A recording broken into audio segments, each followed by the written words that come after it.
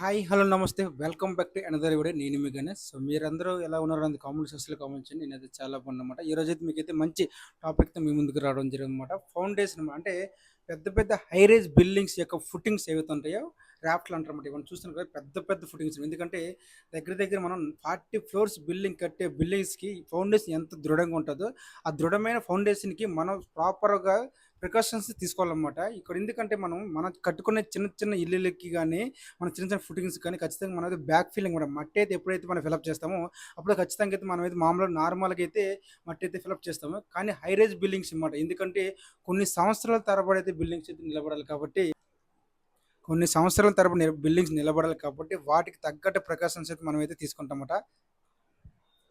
LBM బిటిమినస్ coating అంటారనమాట. మీరు చూస్తున్నారు కదా, ఏదైతే ఫుటింగ్ ఉందో ఫుటింగ్ టాప్ సర్ఫేస్ మీద అయితే మనమైతే ఎల్బిఎం చూసారే కదా, మీకు కనిపిస్తుంది ఈసీఎంఏ కోట్ ఎల్బిఎం అంటారనమాట.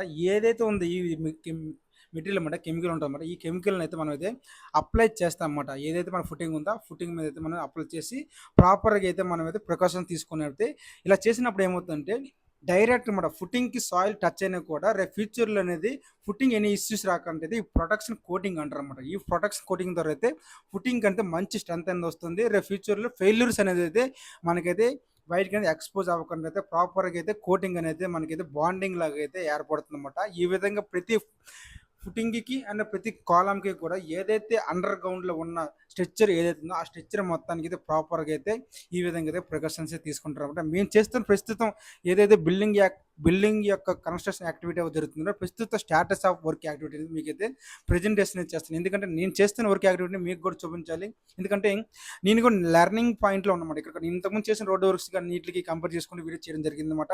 దాని తర్వాత నేను మళ్ళీ ఇప్పుడైతే హై రేజ్ బిల్డింగ్స్ ఉంటాయి అంటే దగ్గర దగ్గర 40 floors building high rise buildings ఏవైతున్నా ఆ బిల్డింగ్లో వర్క్ చేయడానికి నేనైతే ప్రస్తుతంగా చేస్తాను అనమాట. ఆ యొక్క బిల్డింగ్లో ఉన్న జరుగుతున్న యాక్టివిటీ ఆఫ్ వర్క్ని మీకైతే నేను చూసిన వర్క్ని, ఎందుకంటే చాలామంది తెలిసి ఉంటే చాలామంది తెలియకపోవచ్చు.